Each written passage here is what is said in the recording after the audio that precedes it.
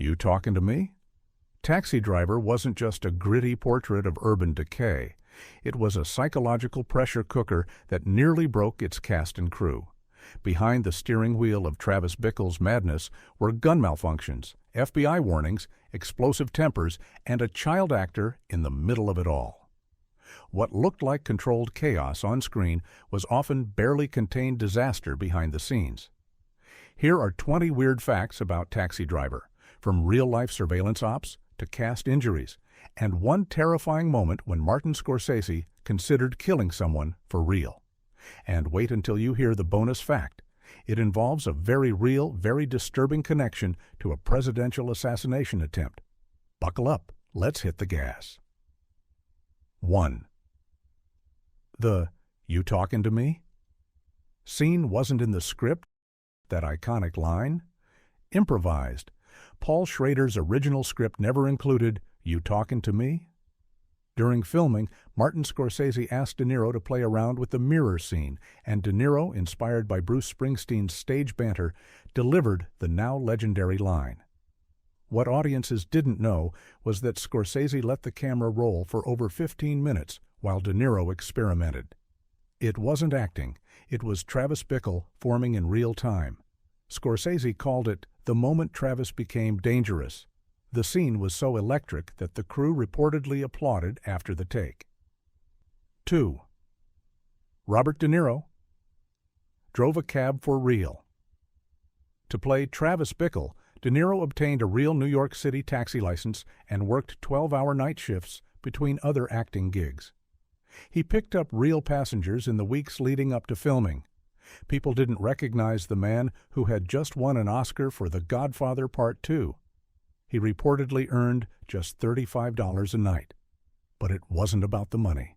De Niro wanted to become invisible, to feel what Travis felt behind the wheel, unseen, unimportant, observing the decay. Method acting didn't just shape the role, it bled into De Niro's psyche. 3. Jodie Foster was only 12. And that sparked an FBI investigation. Jodie Foster played Iris, the 12-year-old worker, with an unsettling confidence. But the role was so controversial, it triggered an FBI inquiry into child exploitation laws. To protect her, Foster's older sister Connie served as a body double in explicit scenes. Even more shocking, Foster had to attend a court-ordered psychologist session every week during filming. The trauma of the role left emotional residue for years. Scorsese fought fiercely to keep Foster in the part, arguing that sanitizing Iris would gut the film's realism. He didn't just win the battle, he started a cultural war. 4. Bernard Herman died right after scoring the film. Legendary composer Bernard Herman, known for Psycho and Citizen Kane, completed the Taxi Driver score and died the very next day. He passed away in his sleep on December 24, 1975, making Taxi Driver his final work. Herman rejected the film's early jazz theme and instead composed a haunting, ambiguous score that mirrored Bickle's fractured mind. His last piece, the mournful saxophone theme, is as much a character as Bickle himself. Scorsese later said, "He left us with a ghost." It wasn't just a soundtrack, it was a sonic eulogy. 5. The crew had to work. Amid trash strikes and heat waves, filming began during a brutal New York summer in 1975. Temperatures soared over 100 degrees, and the city sanitation workers went on strike. Garbage piled up in the streets, giving Scorsese's team the perfect backdrop, except the stench was unbearable. Rats scurried around shooting locations. Crew members vomited between takes. Actors sweated through their costumes. One crew member reportedly collapsed from heat exhaustion. It wasn't set dressing, it was real rotting New York. Scorsese didn't just capture the city's decay, he filmed in its filth. Martin Scorsese almost killed a man for real. One of the most disturbing stories from set involves Scorsese himself. In the climactic shootout, when Travis is supposed to kill Sport, the pimp, Scorsese allegedly told actor Harvey Kitle he wanted to use a live round just to see what would happen. Crew members shut it down immediately. Scorsese later admitted he was in a dark mental space and became obsessed with violence during filming. He even inserted himself into a cameo as a jealous husband, fantasizing about murder. It wasn't just Travis Bickle unraveling, Scorsese was unraveling too. 7. The MPAA forced a color change to avoid an X rating.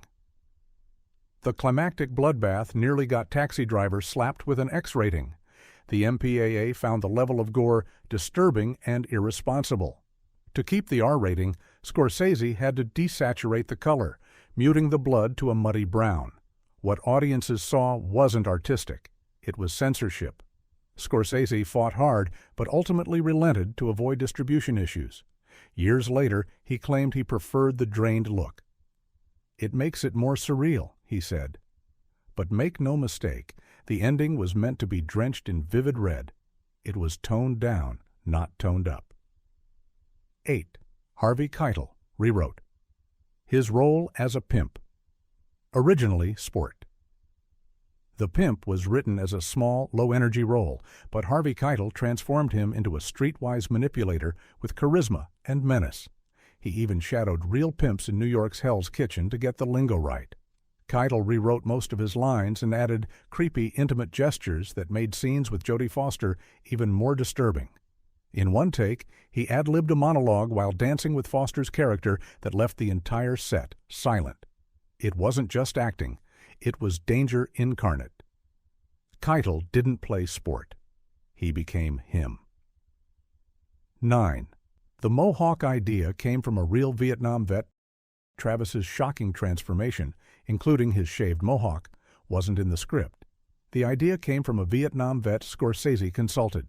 He told Scorsese that soldiers going on suicide missions would shave their heads in a Mohawk style, signaling they didn't expect to return. De Niro loved the symbolism and convinced the team to add it. The production used a bald cap and real hair extensions to pull it off. The Mohawk wasn't a style choice, it was a death sentence. When Travis walked into that rally, he wasn't alive anymore. He was already gone. 10th Civil War, nearly erupted over the ending.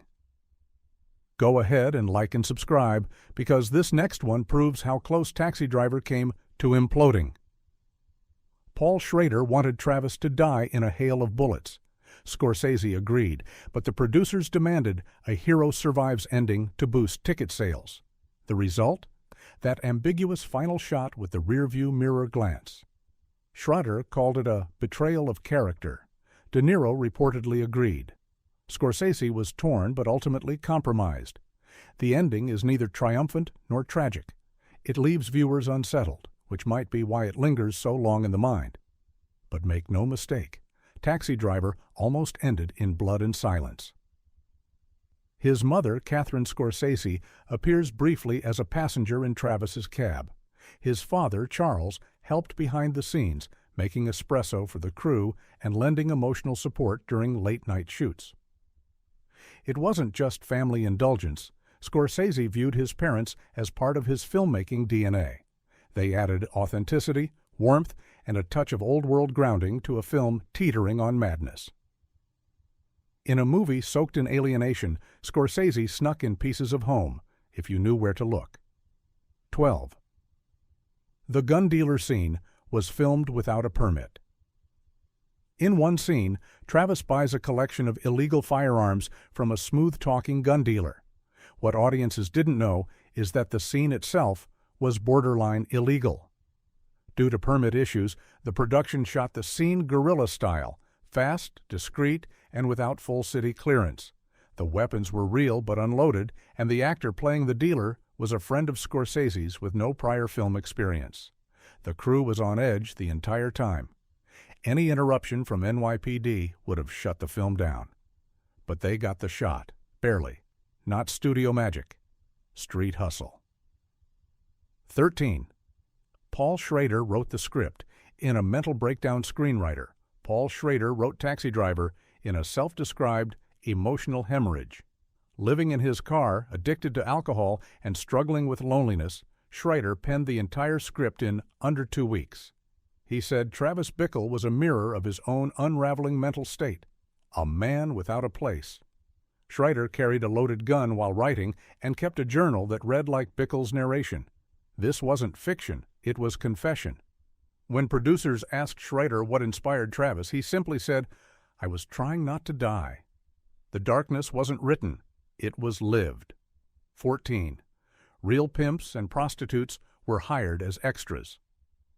Scorsese wanted authenticity, and he got it. Several extras in the background scenes of Times Square were actual workers and pimps working the block. The production paid them SAG minimums, and D asked them to just do what you normally do. It blurred the line between documentary and drama.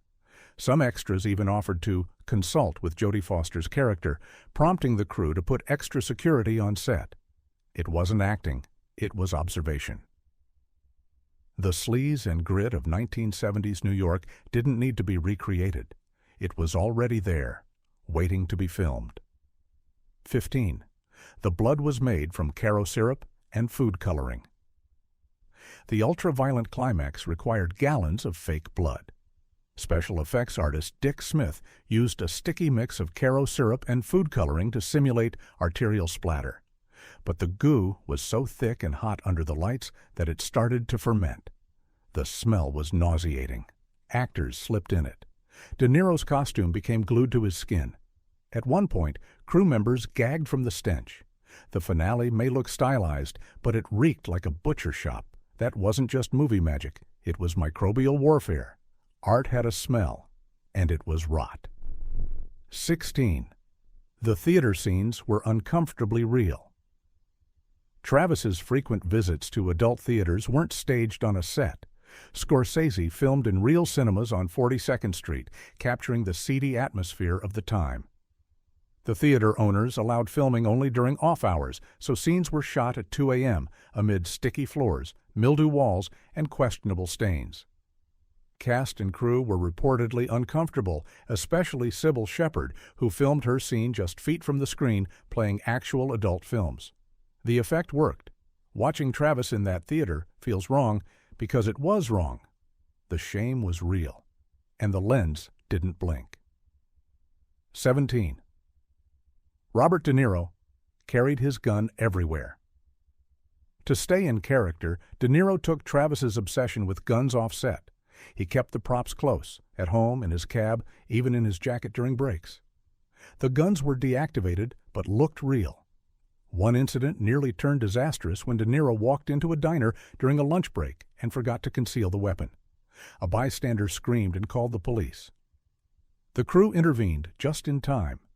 De Niro later admitted he had blurred the line between character and self. It wasn't preparation, it was possession. Travis never clocked out. 18. The film was booed at Cannes, then won the Palme d'Or. When Taxi Driver premiered at Cannes in 1976, the reaction was complicated. The audience booed during the climactic shootout, with some critics calling it unnecessarily vile. But the jury, led by Tennessee Williams, saw genius. The film won the Palme d'Or, the festival's highest honor. Back in America, it split critics and audiences alike. Some called it a masterpiece. Others called it dangerous. But over time, Taxi Driver came to define the decade's cinematic edge. It didn't beg for applause, it earned its scars, and Cannes eventually gave it a crown. 19. Travis Bickle was based on a real assassin. Schrader based Travis partly on Arthur Bremer, the man who attempted to assassinate presidential candidate George Wallace in 1972. Bremer's diary, An Assassin's Diary, mirrored Travis's ramblings, lonely, delusional, violent. Schrader admitted he lifted the psychological blueprint directly. Bremer wanted to be famous. He wanted to matter. So did Travis. The connection was so eerie that it later inspired a copycat crime. But we'll get to that in the bonus fact. For now, understand this. Travis Bickle wasn't born in fiction. He was scraped from real-life darkness. 20th. Scorsese almost lost Final Cut over the violence. When Columbia Pictures saw the final cut, executives panicked. They wanted major edits to the violent climax, arguing it was morally irresponsible. Scorsese fought back. He told them cutting the violence would betray the entire arc. Eventually, he offered to change the color grading of the blood, but nothing else. Columbia relented, but barely. They insisted on legal protections and disclaimers for international releases. The film made it out intact, but just barely. Travis Bickle survived the story, but Taxi Driver almost didn't survive Hollywood. Bonus fact: the movie inspired a real assassination attempt. In 1981, 5 years after Taxi Driver's release, John Hinckley Jr. attempted to assassinate President Ronald Reagan. His motivation? Obsession with Jodie Foster. Hinckley had watched Taxi Driver over a dozen times and became infatuated with Foster's portrayal of Iris. He stalked her at Yale and believed killing Reagan would impress her, just as Travis tried to kill a politician to save Iris. The FBI traced Hinckley's behavior directly to the film. The lines between fiction and reality shattered. Hollywood had birthed a monster it never intended. The film became evidence. The legacy turned dangerous. Taxi Driver wasn't just a movie. It was a psychological landmine disguised as cinema. It unearthed America's dark underbelly, held a mirror to urban decay, and dared audiences to stare into madness. Every frame came at a cost: emotional, legal, ethical. And yet, it remains one of the most important films ever made. If you're fascinated by how films fracture reality, go ahead and like, subscribe, and tap the bell icon, because the next time you think a movie is just entertainment, ask yourself, "You talking to me?" We're talking to you. Stay tuned.